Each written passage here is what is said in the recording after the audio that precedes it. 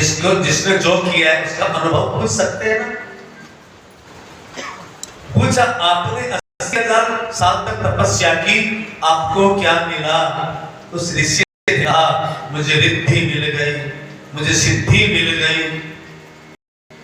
मैं जो कुछ चाहता हूं वह कर सकता हूं, मुझे बारिश करवानी हो तो करवा सकता हूं, बारिश को रोकना हो तो रोक सकता हूं, मैं यहां पर बैठे बैठे कहीं भी चला जा सकता हूं। तो सबने पूछा आपने इतना सब कुछ पढ़ लिया, तो हे मुनिवर ये बताओ आपको आनंद आया, आपके मन में शांति आई? लेकिन उस ऋषि ने कहा ना, इतना कुछ प्राप्त होने के बाद भी मुझे आनंद नहीं मिला, मुझे शांति नहीं मिली, क्योंकि तपस्या करने के बाद मेरे अंदर क्रोध बढ़ गया। क्रोध बढ़ गया तो मैं बहुत अतिशीघ्र क्रोधित हो जाता हूं, और जब तक क्रोध है हमारे अंदर तो शांति कैसे मिलेगी? जब तक गुस्सा है तो आनंद कैसे मिलेगा? मुझे आनंद नहीं मिला। एक संत ने योग साधना लगा रखी थी, वो योग के बल पर कहीं भी आ जा सकते थे, शरीर वही रहता, लेकिन अपने देह को यहीं छोड़कर वो अपने अंदर जो सूक्ष्म शरीर है उसके द्वारा पूरे भारत का भ्रमण करके आ जाते। भले मैंने बहुत कुछ प्राप्त किया, तो पूछा आपको आनंद मिल गया?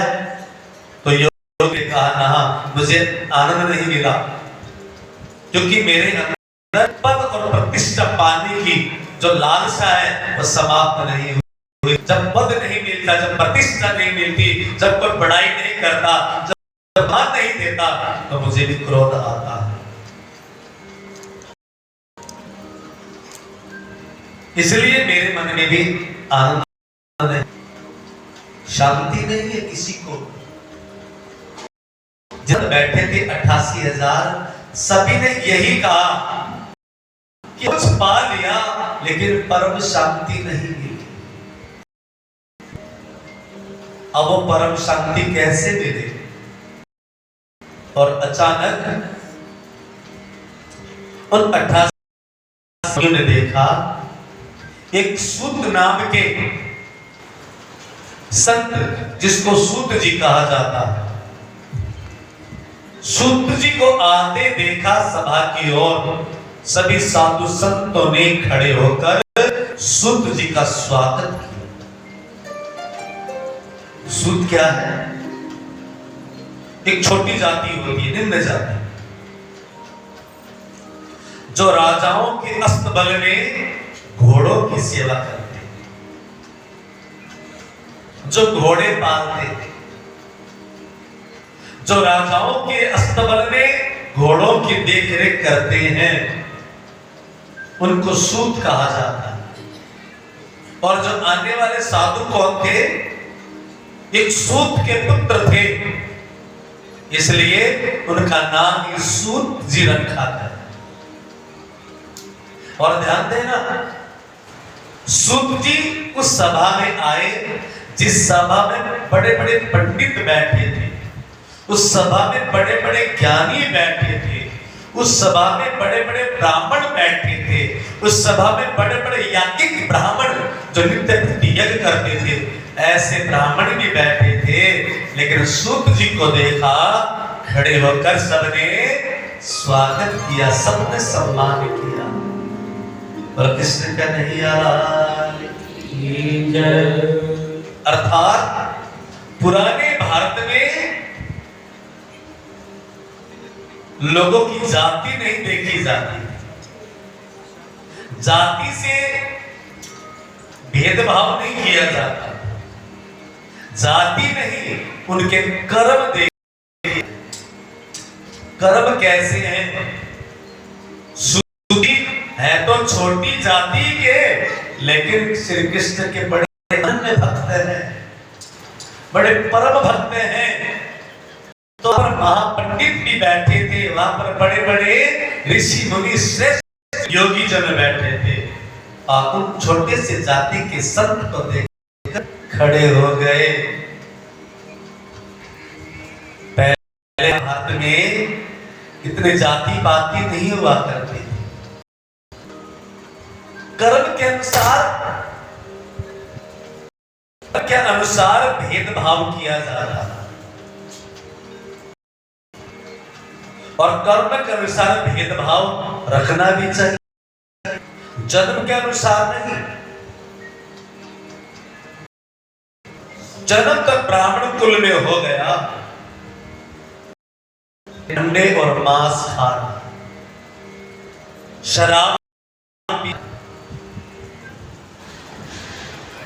क्या वो ब्राह्मण कहलाने लायक? ब्राह्मण के घर में जन्म हुआ है, लेकिन खान पान गंदा है। जो भोजन करने योग्य नहीं है, वह भोजन खा रहा है, तो वह ब्राह्मण कहलाने लायक नहीं है। लेकिन एक दलित घर में पैदा हुआ, जिनका खान पान बड़ा शुद्ध है, घर में मंदिर है, सुबह उठते स्नान करते हैं, पूजा पाठ करते हैं, तो क्या वो नीची जाति का हो गए? एक ब्राह्मण शराब पी रहा है, अंडे और मांस खा रहा है, वो ऊंची जाति का हो गया? मैं तो नहीं मानता, नहीं, हमारे पुराने शास्त्र भी नहीं मानते, पुराने ऋषि मुनि भी। पहले जाति पाति जन्म को देखकर नहीं माना जाता था, पहले कर्म को देखकर माना जाता। अजामिल ब्राह्मण जाति का है, आप कथा में कल सुनोगे, ब्राह्मण जाति का है, लेकिन शराब पीता है, वेश्या के साथ रहता है, डाका डालता है, चोरी करता है, मांस अंडे का सेवन करता है। वो ब्राह्मण जाति में होकर भी वो नीच है। और एक छोटे परिवार में जन्म लेने के बाद भी जिसका खान पान अच्छा है, रहन सहन अच्छा है, वह ब्राह्मण है। आपने रामायण में देखा होगा, राम को जब वनवास होता है, गंगा के किनारे पहुंचे, तो सबसे पहले कौन मिला उनको? केवट। केवट से मिले, राम ने गले लगाकर केवट का अभिवादन किया, और केवट ने राम के चरण छूकर राम का अभिवादन किया। केवट भी तो छोटी जाति का होता, राम ने वहां पर घृणा नहीं। उसके बाद गंगा नदी पार कर गए, तो वहां पर एक और राजा मिला, भीलों का राजा। क्या नाम था उसका? याद है? राजा कुहू। राम को राजा कुहू मिले, और कुहू राजा उनको, देखो कुहू कौन था? भीलों का राजा था। भील कौन? छोटी जाति, दलित। और देखो ध्यान देना, वही राजा कुहू राम को भारद्वाज ऋषि के यहाँ पर लेकर गए। कृष्ण कन्हैया। अब भाई लोग थोड़ा आगे हो जाओ, आगे हो जाओ, माता भी आगे हो जाओ। अब कल से यहाँ बिछा देना, ठीक है? यहाँ बिछा देना। ये इतनी जगह क्यों छोड़ रखी है? आजो आजो, बढ़िया। सर्दी नहीं है, फर्श बिल्कुल पुजारी चकाचक रखते। आज उधर बैठ जाओ, उधर उधर आप वहां बैठ जाओ। भाई लोग आप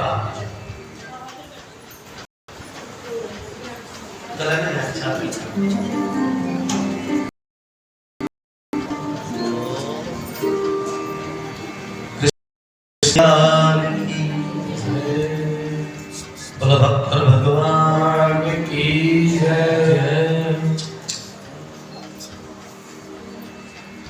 देखो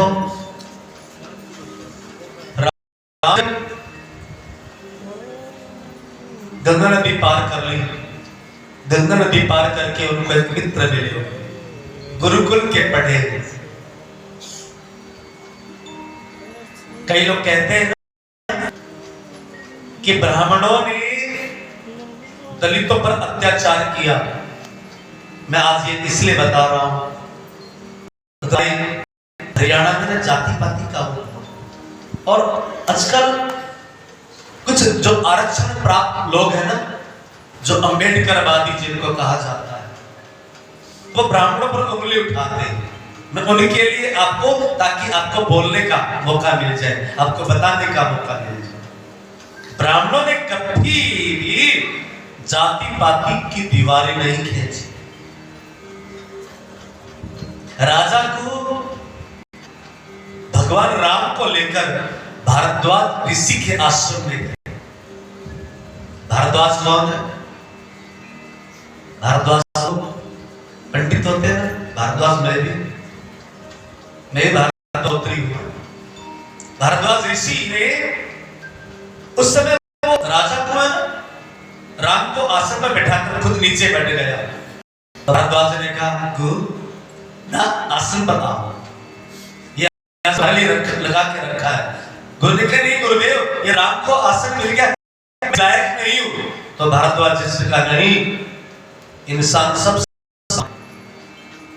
अलग है तो विचारों से, अलग है अपान से, अलग है तो अपने स्वभाव से, अलग है तो अपनी आदत से। तुम राम के साथ पढ़े हो गुरुकुल में, अब तुम अपने आप को छोटा क्यों समझते हो? आओ गुरु बैठो। और छोटे जाति के राजा गुरु को भारद्वाज ऋषि ने बराबर आसन लगाकर अपने बराबर बैठा। कभी भी भेदभाव नहीं होता था, लेकिन यह कब हुआ भेदभाव? जब अंग्रेजों ने देखा कि हिंदुस्तानी, ये जो हिंदू लोग हैं, ये भारतीय लोग हैं, ये तो मानते ही नहीं है, हमें निकाल कर रहेंगे, इनके देश को आजाद करना पड़ेगा। या तो एक साथ मिलकर लड़ रहे हैं, हिंदू हो, सिख हो, मुस्लिम हो, ईसाई और बौद्ध हो, सब मिलकर लड़ रहे हैं। और हिंदुओं में भी इतनी जातियां हैं, ब्राह्मण, क्षत्रिय, वैश्य, शूद्र, सब एक थाली में खाना खाते, सब एक साथ रहते हैं। तो उन्होंने हिंदुओं में कुछ एक तबका है जो नाम तो हिंदुस्तानी है, जो रहते हमारे भारत में हैं, लेकिन गुणगान वो विदेशों का गाते हैं, जिनको आप वामपंथी कह सकते हो। वामपंथी, जिनको आप सेकुलर भी कह सकते हो। वो वामपंथी के टाइप के लोगों को, वो वामपंथी पढ़े लिखे बहुत होते थे, विदेशों में पढ़कर आते थे। उनसे पूछा कि हिंदुओं को हम कैसे बांटे, हिंदुओं पर हम राज तो नहीं कर पा रहे हैं, लेकिन हिंदू आपस में कैसे लड़े? तो उन वामपंथियों ने कहा कि हिंदुओं में ऊंची जाति और नीची जाति का बीज बो दो, तो हिंदू आपस में लड़ना शुरू कर देंगे। और उन वामपंथियों ने फिर कैसी पुस्तकें लिखी? आज हमें जो पढ़ाया जाता है ना सिलेबस, वो वामपंथी लोगों ने लिखी। आज हमें जो स्कूल में पढ़ाया जाता है ना, वो वामपंथी लोगों ने लिखा। और क्या लिखा कि सारे के सारे जो ये जाति पाति की दीवार खड़ी करने वाले हैं ना, वो ब्राह्मण है। ब्राह्मण को बांट दिया, बनियों को बांट दिया। कोई कहता मैं हीर हूं, अहीर हूं, कोई कहता मैं ब्राह्मण हूं, कोई कहते हूं, कोई कहता मैं वैश्य हूं। और ऐसी दीवार डाली उन्होंने इन 70 सालों में, पूरे हिंदुओं को बांट कर दिया। दूसरी बात फिर आया 1947 में, जब देश आजाद हुआ, उससे फिर वोटों की राजनीति चल गई। हिंदुओं को बांट दो अलग अलग, एक जो माइनॉरिटी है ना, एक विशेष समुदाय का वोट लेने के लिए उनके पक्षपाती हो गए।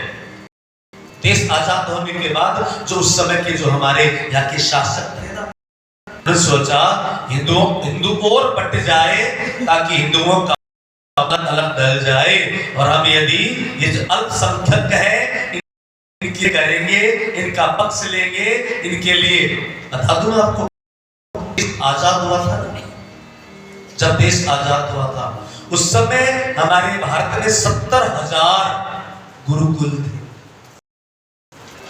भारत आजाद होने से पहले हमारे पूरे देश में 70,000 गुरुकुल थे। मदरसा इतने नहीं थे यहाँ पर, उन समय गिनती की थी 7,000 मदरसे और 70,000 गुरुकुल, और आज हमारे भारत में एक भी गुरुकुल नहीं।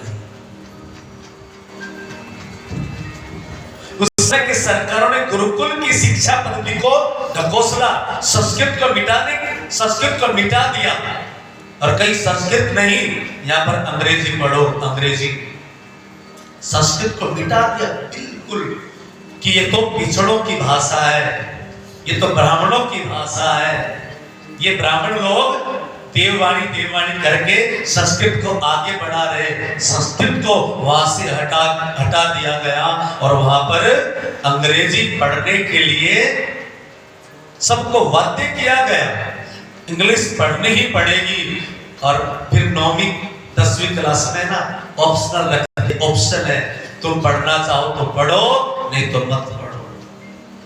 ये सब क्या था? आप हिंदुओं को बांटने के लिए बहुत बड़ी साजिश थी, और उस साजिश में वामपंथी भी कामयाब हो गए, और उस समय के जो हमारे यहाँ के प्रधानमंत्री थे, जो राज्य था जिसका, उन्होंने अपने मकसद में कामयाबी हासिल कर दी, और आज हम हिंदू आपस में लड़ रहे हैं, हिंदू आपस में लड़ रहे हैं और समाप्त होते जा रहे हैं। बोलो कृष्ण का नहीं आ रहा था, मैं कौन सी कथा सुना रहा था? मैं इसको टॉपिक को ही बंद करता हूं, कथा क्या चल। हाँ, सूत जी जैसे सभा में आए, पंडित थे वहां पराशर गोत्री भी थे, वहां पर भारद्वाज गोत्री भी थे, वहां पर कश्यप गोत्री भी थे, सब खड़े होकर, वहां पर सुदन गोत्री भी थे, गोत्री भी थे, सब थे, ध्यान देना, और सबने सूत जी का स्वागत किया, खड़े होकर प्रणाम किया। कोई भी जाति पाति की दीवारें नहीं थी वहां पे। ये जाति पाति की दीवारें हमारे, बस जब देश आजाद हुआ उस समय हमारे भारत के ही लोगों ने, जो भारत में रहकर भारत के होने की एक संभावना जताते हैं, ऐसे लोगों के कारण आज हिंदू धर्म बट गया है। लेकिन हम तो सबका सम्मान करते हैं। कर्म से भेदभाव, जाति पाति से भेदभाव नहीं, कर्म कैसे है? एक ब्राह्मण यदि शराब पीकर आएगा, हो सकता उसको इस मंदिर में घुसने न दिया जाए, लेकिन एक छोटे परिवार का व्यक्ति दलित आएगा यहाँ पर नहा धो करके, उसका यहाँ तक अंदर तक प्रवेश हम करवा सकते हैं। ये ध्यान रखना। कर्म से वो कैसा है ये अवश्य देखना, जन्म से उसके कर्म कैसे हैं, स्वभाव कैसा, आदत कैसी है। और सूत जी महाराज तो उच्च कोटि के संत हैं, और उन सभी ने आसन दिया सूत जी को, और ऊंचे आसन पर बैठाकर कहा, हे महाराज, हम कोई किसी अच्छे संत का इंतजार कर रहे थे, हम लोग तपस्या कर चुके हैं, योग समाधि लगा चुके हैं, हवन यज्ञ कर चुके हैं, तीर्थ यात्रा कर चुके हैं, लेकिन शांति नहीं है। ये सूत जी, आपके मन में जो शांति है, आप जो निर्विकार भाव से घूम रहे, विचरण कर रहे हो, न काहू से दोस्ती, न काहू से वेर, न किसी की निंदा, न किसी से ईर्ष्या, न किसी का विरोध, इतनी सहजता आपके अंदर कैसे आई? इतनी सरलता आपके अंदर कैसे आई?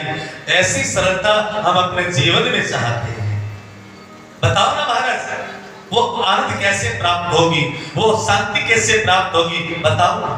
तब सूत जी ने कहा, हे ऋषि मुनियों सुनो, जीवन में परम शांति की प्राप्ति के लिए न तो तपस्या काम आए, न योग समाधि काम आए, न पूजा पाठ काम आए, नहीं बाकी कर्म कांड काम आएगी।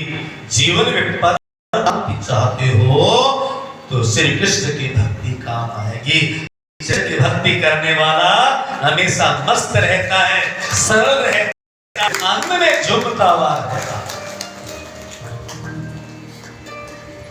और मैं तुम्हें श्री कृष्ण की भक्ति को जीवन में बढ़ाने के लिए श्रीमद् भागवत कथा श्रवण करवाऊंगा, क्योंकि ये श्रीमद् भागवत कथा राजा परीक्षित ने मेरे गुरुदेव सुखदेव जी के मुखारबिंद से सुनी और 7 दिनों तक भागवत कथा श्रवण करके राजा परीक्षित परमागति को प्राप्त हो गए, परम शांति की प्राप्ति हो गई, परम आनंद में विलीन हो गए।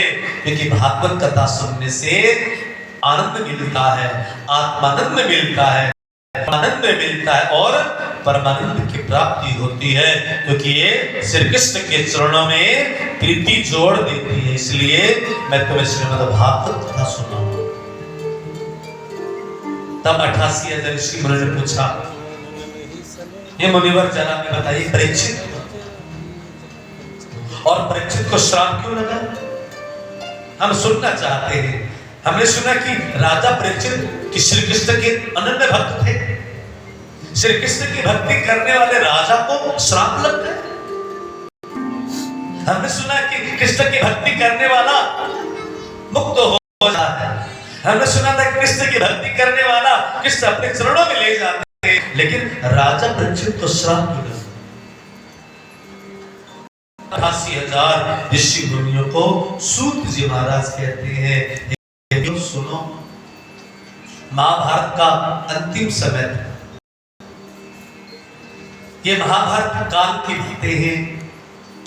पांडव 2 भाई हुए, कौरव 100 थे और पांडव 5। राजा पांडु की मृत्यु हो गई, जो कि पिता थे। राजा पांडु की जवानी में और पांडु राजा की 2 रानियां थी, कुंती और माद्री। कुंती के 3 पुत्र हुए, युधिष्ठिर, भीम, अर्जुन, और माद्री के 2 पुत्र हुए, नकुल, सहदेव। पांडु राजा के मरने के बाद हस्तिनापुर के शासक, हस्तिनापुर का राजा धृतराष्ट्र को बनाया गया। धृतराष्ट्र अंधा है, हालांकि राजा अंधे को कभी राजा नहीं बनाना चाहिए। वो क्या राज्य करेगा? लेकिन बस राजा का भाई होने के कारण, राजा का बेटा होने के कारण धृतराष्ट्र को राजा बनाया गया। धृतराष्ट्र अंधा है, आंखों से भी अंधा है और अंदर से भी अंधा है। और धृतराष्ट्र की पत्नी का नाम था गांधारी। गांधारी जो गांधार देश की राजकुमारी थी, इसलिए उसको गांधारी कहा जाता था, जिसको आजकल गांधार कहते हैं ना, अफगानिस्तान। वहां की राजकुमारी थी जिसका नाम था गांधारी। गांधारी ने बहुत बड़ी गलती कर दी। आप क्या गलती की? पति अंधा है तो मैं भी अंधी बनकर रहूंगी, आंखों पर पट्टी बांध। पिता भी अंधा और मां जानबूझकर अंधी बन गई। बच्चों को संस्कार कौन देगा?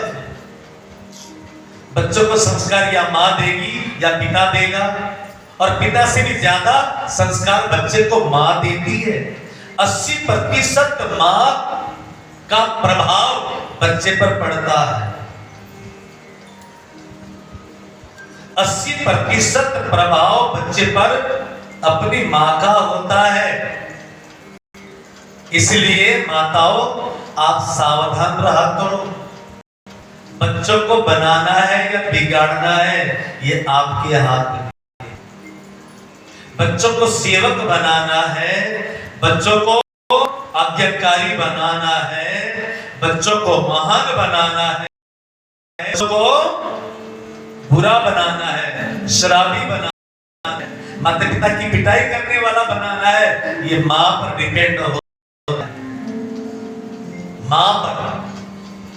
लेकिन माधारी है, आंखों पर पट्टी बांध ली, और मां जब आंखों पर पट्टी लेती है तो बच्चे कैसे होते हैं? दुर्योधन और दुशासन जैसे। बोलो कृष्ण कन्हैया। मेरी बात समझ रहे हैं ना?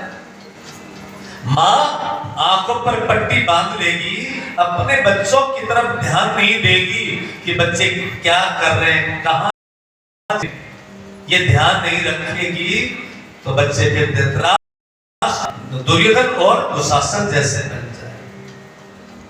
और बचपन की जो छोटी मोटी लड़ाई हुआ करती थी कौरवों पांडवों में, बड़े होने के बाद लड़ाई बढ़ गई, क्योंकि समझाने वाला कोई था नहीं। कुंती तो पांडवों को समझाया करती, नहीं बेटा वो कौरव तुम्हारे भाई हैं, लेकिन कौरवों को किसी ने नहीं समझाया कि भाई दुर्योधन पांडव भी तुम्हारे भाई है, किसी ने भी नहीं समझा।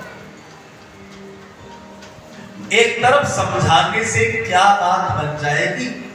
पांडवों ने बहुत चाहा हम कौरवों के साथ सुलह करके रहे, हम कौरवों के साथ प्रेम से रहे, लेकिन कौरवों ने सोचा हम पांडवों से प्रेम करेंगे तो पांडव अपना राज्य वापस मांगेंगे। और एक बार तो कौरवों ने पांडवों को दुखी करने के लिए जुआ खेला, और जुए में पांडव द्रौपदी को भी हार गए। भरी सभा में द्रौपदी को नग्न किया जा रहा है। दुर्योधन ने कहा, द्रौपदी याद है ना, तुमने मुझसे कहा था अंधे की संतान अंधी होती।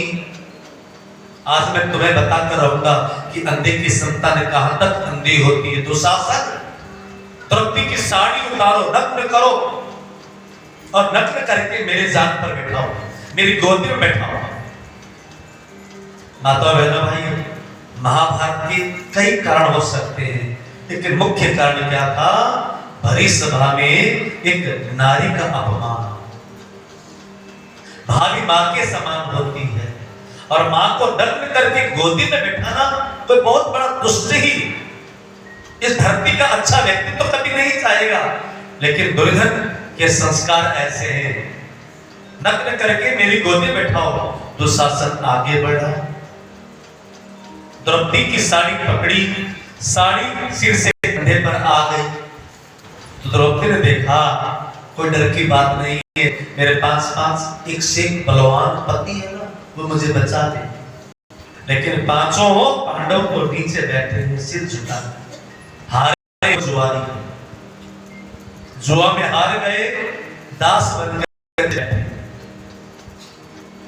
और इतने में साड़ी कंधे से खिसक कर कमर पर आ गई, तो द्रौपदी का ध्यान चला गया दादा भीष्म की और मुझे मेरे दादाजी है ना, एक बाण में पूरी धरती का नाश कर सकते हैं, इतने शक्तिशाली है। कौन? भीष्म पितामह है। द्रौपदी ने सोचा दादाजी से प्रार्थना करती हूँ, दादाजी बचा लो, लेकिन दादाजी की गर्दन नहीं। द्रौपदी ने सोचा सभा में कोई बचाने वाला नहीं, अपने हाथों से साड़ी पकड़ ली, तू छतरानी है, रक्षा खुद कर सकती है। लेकिन कहा तो एक अबला द्रौपदी, और कहा तो हजारों हाथियों का बल लिए हुए दुशासन एक झटका मारा, और द्रौपदी के हाथ से साड़ी छिटक गई।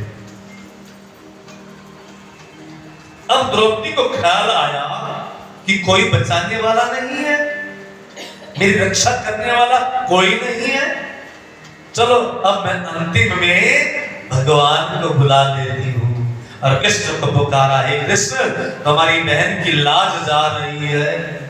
जैसे कृष्ण कृष्ण कृष्ण कहा, 2-3 बार ही कृष्ण कृष्ण कहा होगा, श्री कृष्ण आ गए और द्रौपदी की साड़ी को बढ़ाना प्रारंभ किया। दुशासन साड़ी खींचते खींचते खींचते खींचते परेशान हो गया, बेहोश होकर गिर पड़ा। लेकिन द्रौपदी के तन से 4 इंच भी साड़ी अलग नहीं हुई।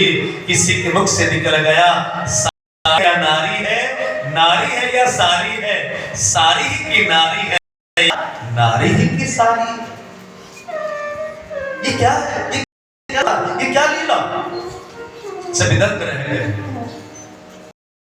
कौरव घबरा गए, पांडवों को माफी मांगकर अपने महल में भेज दिया। और एक दिन की बात है, एक दिन की बात है, श्री कृष्ण द्रौपदी के महल में आए। पांडव नहीं थे उस समय, वहां कोई। द्रौपदी ने स्वागत किया, आओ द्वारकाधीश, आओ आपका स्वागत है, बैठो। कृष्ण बैठ गए, द्रौपदी ने जलपान करवाया। उसके बाद कृष्ण पूछते, द्रौपदी बहन सब ठीक है ना? दिन अच्छे से गुजर रहे हैं ना? क्योंकि हम सबसे पूछते हैं, बड़े हैं ना, छोटे से पूछते हो, ठीक है, काम धाम ठीक चल रहा है ना, पूछते हो। तो कृष्ण ने पूछा, द्रौपदी सब ठीक है ना? द्रौपदी की आंखों में आंसू आ गए, बहन रो रही। कृष्ण सब कुछ ठीक है, कभी कभी मुझे सपने में वो दृश्य याद आ जाता है जिस दिन मेरी साड़ी उतार रहा था।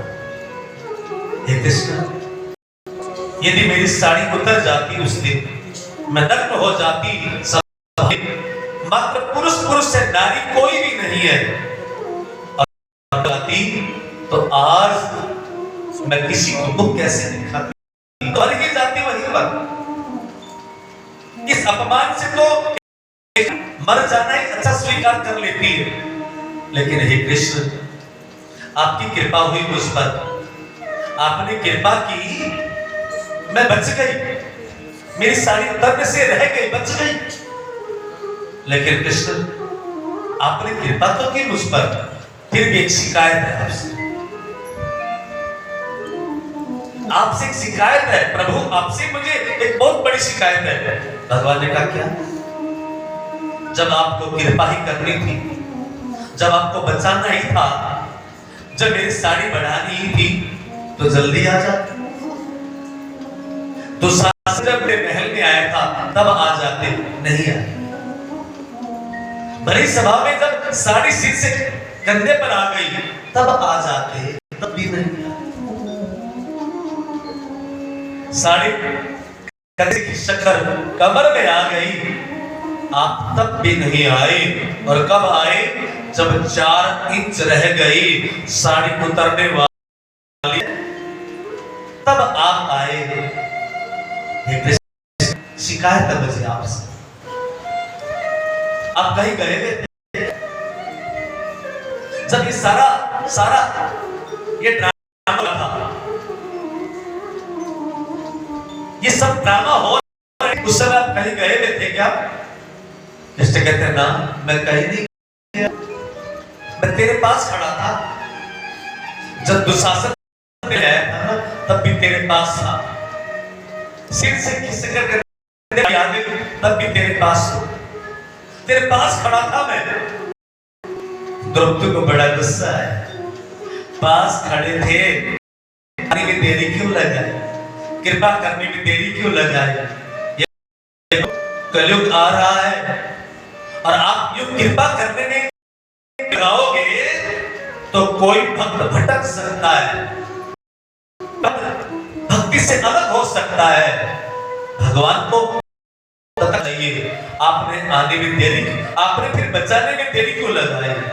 भगवान ने कहा, हे द्रौपदी, मैं तो बचाना चाह रहा था, मैं तो तेरी हेल्प करना चाहता था, मैं तो तेरी रक्षा करना चाहता था, लेकिन तूने मुझे बुलाया ही नहीं। तूने तो अपने 5 बलवान पतियों को बुलाया, तूने तो धना भीष्म पितामह को बुलाया। और हे द्रौपदी, जब तक ये भक्त दूसरों पर डिपेंड रहता है तब तक मैं आता नहीं, और सब कुछ छोड़कर जब मेरे शरण में आ जाता है, हे द्रौपदी तुमने मुझे सबसे अंतिम में याद किया तो मैं आ गया, पहले याद करती तो पहले आ जाता, और तूने सबसे बाद में याद किया तो मुझे आना ही पड़ा, मैं भक्तों से दूर जाता है।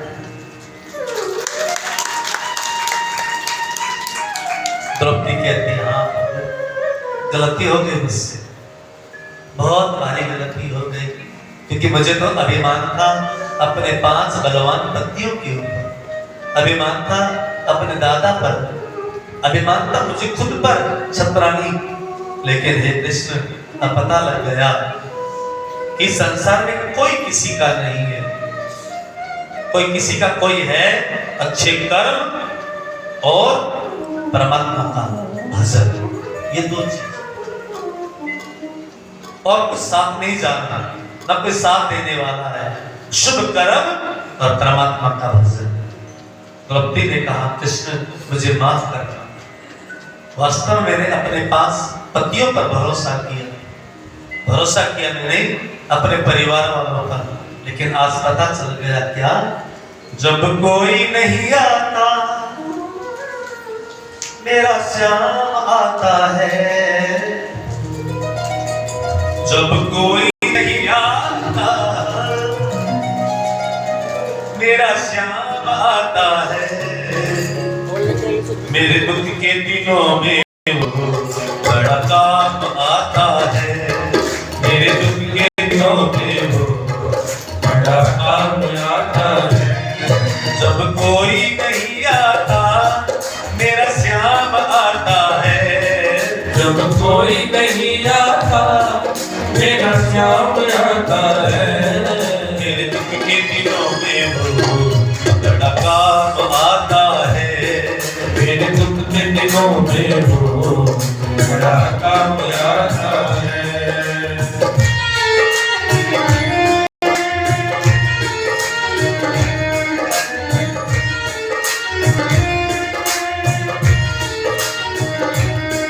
मेरी नैया चलती है पतवारी नहीं दिखती, सब गाइए, चलती है पतवार नहीं दिखती, किसी और की अब मुझको दरकार नहीं होती, किसी और के अब मुझको दरकार नहीं होती, दरकार पड़े जब भी,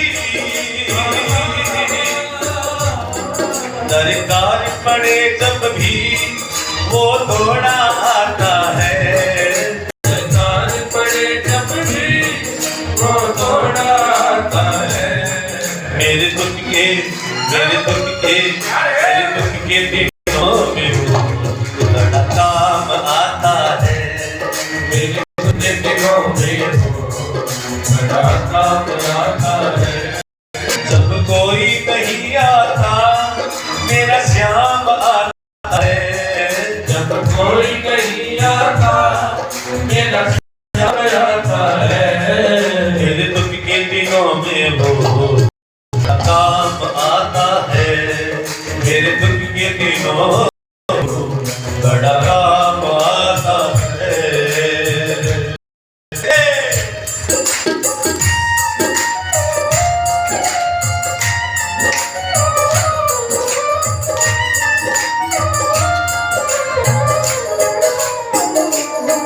कोई प्यार करे उससे वो उसका बन जाए, कोई प्यार करे उससे वो उसका बन जाए, कोई याद करे उसको दुख हल्का हो जाए, कोई प्यार करे उसको हो जाए, वो बिन बोले दुख को,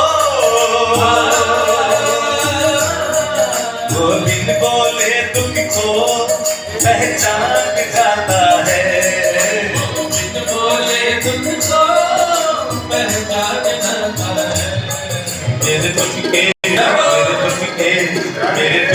दिनों में वो बड़ा काम आता है, मेरे दुख के दिनों में वो बड़ा काम आता है। जब कोई नहीं आता मेरा श्याम आता है। सब कोई नहीं आता मेरा श्याम आता है। मेरे दुख के दिनों में वो बड़ा काम आता है।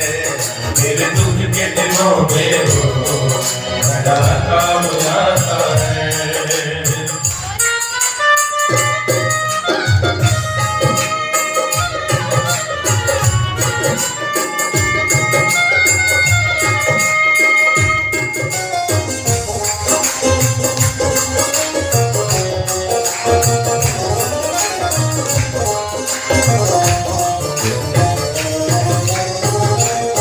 तो इतना बड़ा होकर दुखियों से प्यार करे। वो इतना बड़ा होकर दुखियों से प्यार करे। चाहे छोटे हो या बड़े सबको स्वीकार करे। चाहे छोटे हो या बड़े सबको स्वीकार करे। हम भक्तों कहना, हम भक्तों का कहना वो मान जाता है। हम भक्तों का कहना वो मान जाता है। मेरे दुख के दिनों में वो बड़ा काम आता है। मेरे दुख के दिनों में वो बड़ा काम आता है। जब कोई नहीं आता मेरा नाम आता है। जब कोई नहीं आता मेरा श्याम आता है। मेरे दुख के दिनों में वो बड़ा काम आता है। मेरे दिनों में वो बड़ा काम आता है। मेरे दुख के दिनों में वो बड़ा काम आता है। मेरे दुख के दिनों में वो बड़ा काम है। बोलो कृष्ण कन्हैया। तक हमारी उम्मीदें हमारी आशाएं दूसरों पर रहती है। परमात्मा कहते हैं मैं तो तभी काम आऊंगा जब तू पूरा मेरा बन जाए।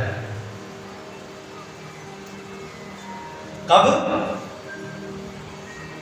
जब तो पूरा का पूरा मेरा बन जाए तभी मैं काम आता हूं। तभी तेरे जीवन को मैं सुगंधित कर दूंगा। तेरे जीवन को भर दूंगा। द्रौपदी को जब तक आशाएं थी परिवार वालों पर, भगवान ने नहीं बचाया। और जब आस टूट गई, भरोसा टूट गया और पूर्णतया परमात्मा की बन गई, हाथ उठा दिए दोनों, साड़ी छोड़ दी। हाथ उठाने का मतलब सरेंडर हो जाता। जय जय श्री राधे करते हैं ना, ये मतलब क्या है? सरेंडर कर देना अपने आप को। राधा शक्ति है, शक्ति के आगे सरेंडर कर देना, समर्पित हो जाना।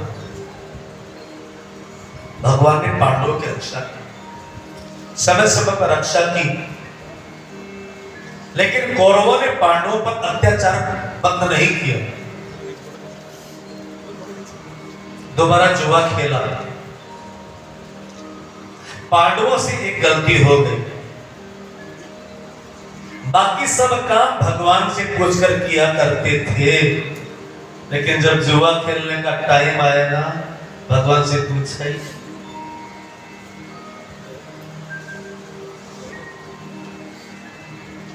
क्योंकि युधिष्ठिर पासा फेंकने में बड़े माहिर थे,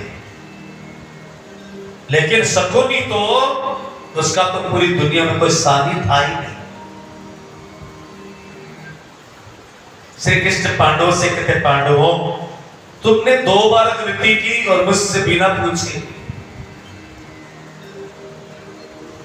अरे कम से कम मुझसे, क्योंकि कई बार क्या होता है कि जुआ खेलना होता है, कोई गलत काम करना होता है तो हम बड़ों से घबराते, बड़ों से पूछते नहीं। कई घर में काम कई बार ऐसे काम करते हैं कि बड़ों को पता लग जाए तो डांट मारेंगे, डांटेंगे। छुपके किया और दुख पाना पड़ा, भगवान से छुपकर किया।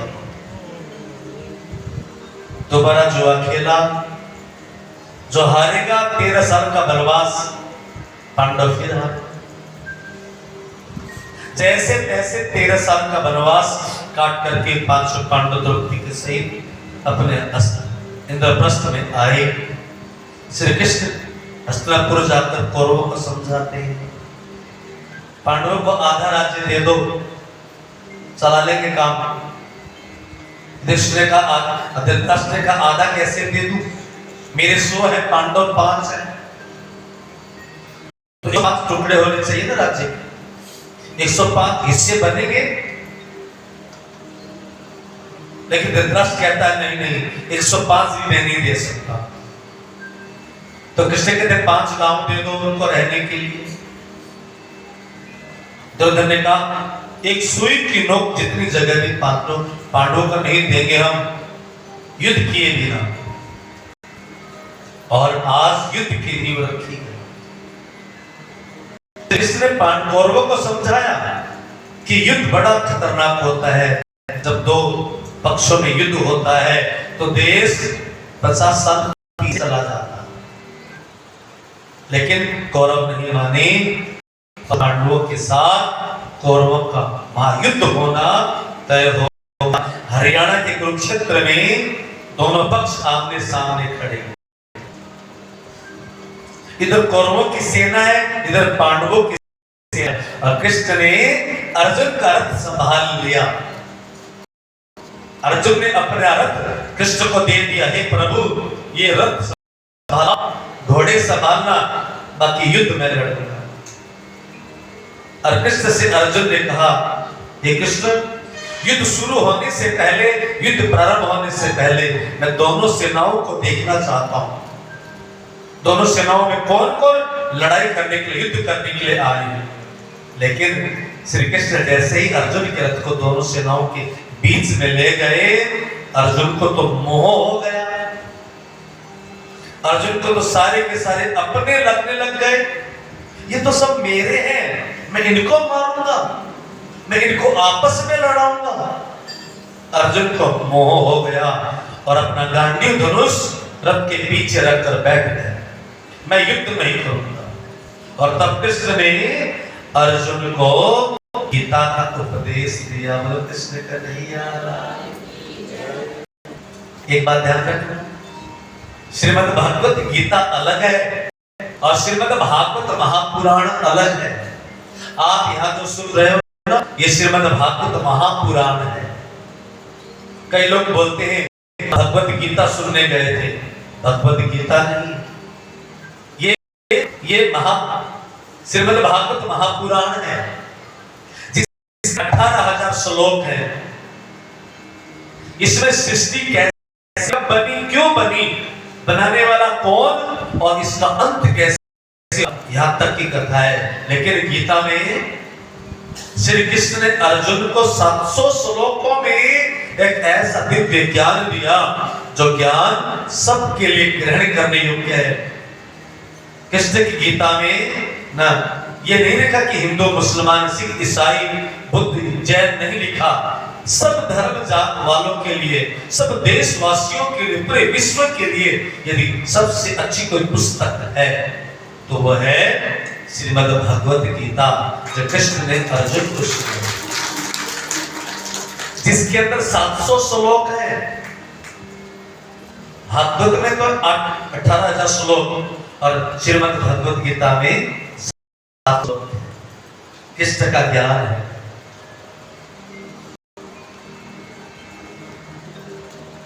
और तब कृष्ण ने गीता ज्ञान देकर अर्जुन का मोह भंग किया। अर्जुन किसके लिए रो रहे हो? जो तुझसे युद्ध करने आया है तो उस पर दया दिखा रहा है। ये क्षत्रियता तो नहीं है, कायरपन है।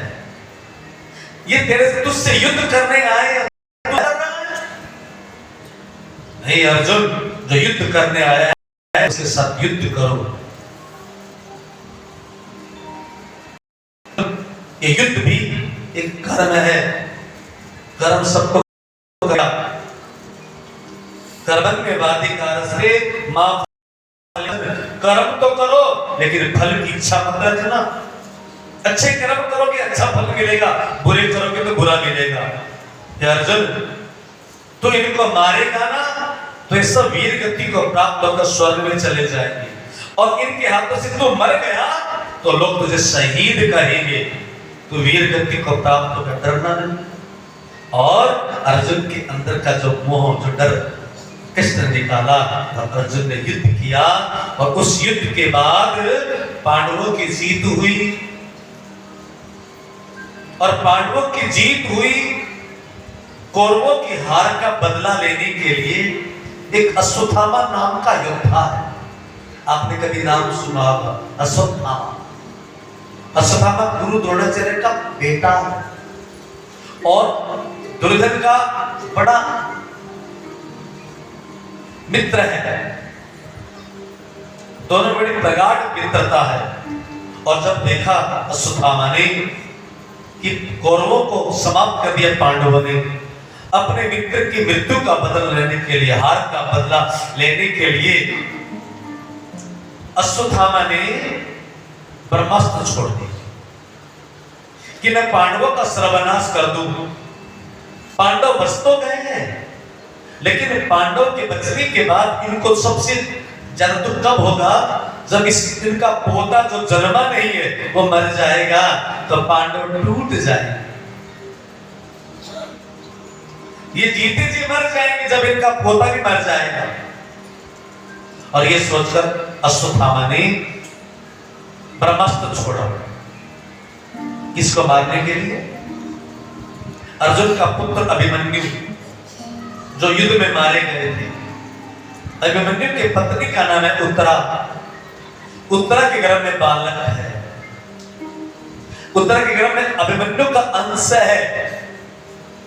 उस बालक को मारने के लिए ब्रह्मास्त्र छोड़ा अश्वत्थामा ने। जैसे ब्रह्मास्त्र को अपनी ओर आते देखा, उत्तरा घबराई और कृष्ण के पास जाकर त्राहिमाम, कृष्ण त्राहिमाम, रक्षा करो, रक्षा करो। और जब उत्तरा को ये घबरा कर अपनी तरफ आते देखा, ऐसे रोते चिल्लाते देखा, तो भगवान ने मजाक करके उत्तरा के साथ, उत्तरा तो घबराई हुई है, रो रही है, बचाओ बचाओ कहती हुई, लेकिन ऐसे समय भी कृष्ण ने उत्तरा के साथ मजाक किया। उत्तरा, मरने से डर लगता है? तेरा बंदा बड़ा बहादुर था अभिमन्यु, जो 8 महारथियों से अकेला लड़ता हुआ मर गया, वीर गति को प्राप्त हो गया। और अभिमन्यु की पत्नी उत्तरा इतनी कायर है कि मरने से डर रही है, तो रो रही है।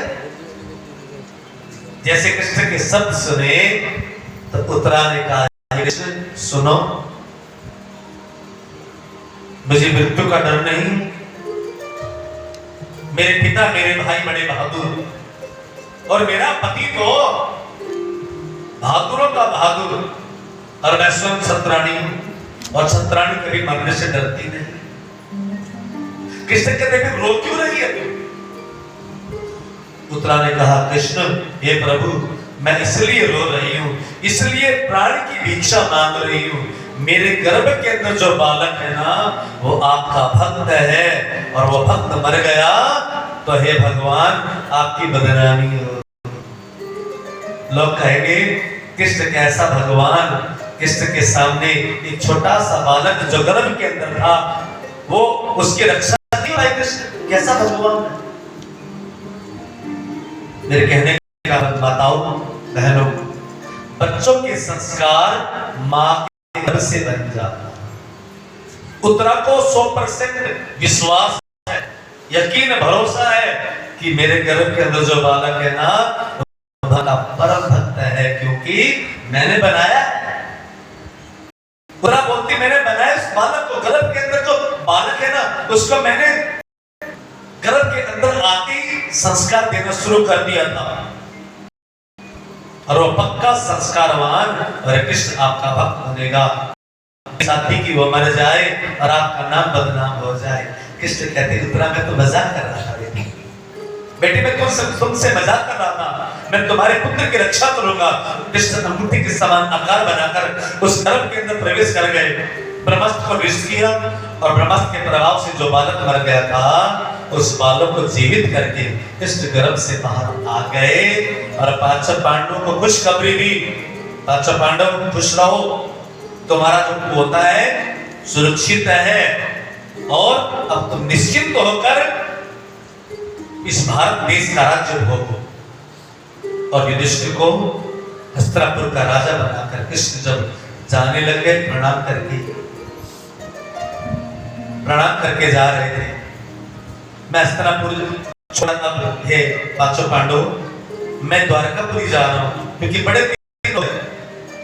द्वारकापुरी में बच्चे इंतजार कर रहे होंगे, मेरी रानियां इंतजार, मेरे भक्त इंतजार कर रहे होंगे। अब मैं जा रहा हूं, अब समय मिलेगा तो आऊंगा, लेकिन अब आऊंगा या नहीं आऊंगा क्योंकि तुम राज्य मिल गया है। तुम अपना काम करो और मैं अपना करता हूं। सब पांडव रोने लग गए। जिससे कहते चलो एक वरदान मांग लो। कृष्ण के बहन है सुभद्रा, जिनका विवाह हुआ है।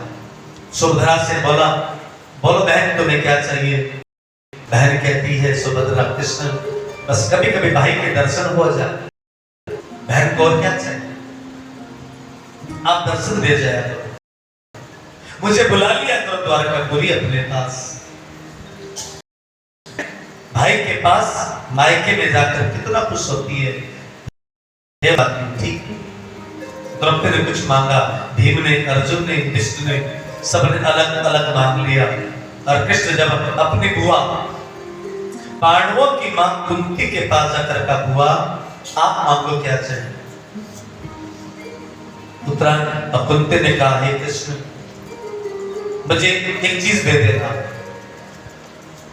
विपद संत सतत जगत गुरु भवतो दर्शन व्यर्थात् पुनर्भव दर्शन। हे प्रभु मुझ पर एक कृपा कर देना, मुझे वरदान दे देना। कौन सा वरदान? बताओ बहनों भाइयों। कुंती बुआ ने बड़ा अद्भुत वरदान मांगा कृष्ण। हे कृष्ण जैसे एक पैर उठाकर मैं दूसरा पैर रखूं, मुझ पर दुखों का पहाड़ टूट पड़े। मैं कभी सुखी ना रहूं, मैं हमेशा दुख को पाना चाहती हूं। मुझे दुख ही दुख मिले, मुझे सुख ना मिले, मुझे वरदान दे दो। सब ये कुंती क्या मांग रही है? कभी कोई दुख मांगता है? हम में से कोई दुख मांगने वाला है? कोई ना चाहे कितने बड़ा भक्त क्यों ना हो, वो दुख नहीं मांगेगा, वो तो सुख मांगेगा। गाते हो ना, सुख संपत्ति घर में कष्ट मिटे तन का।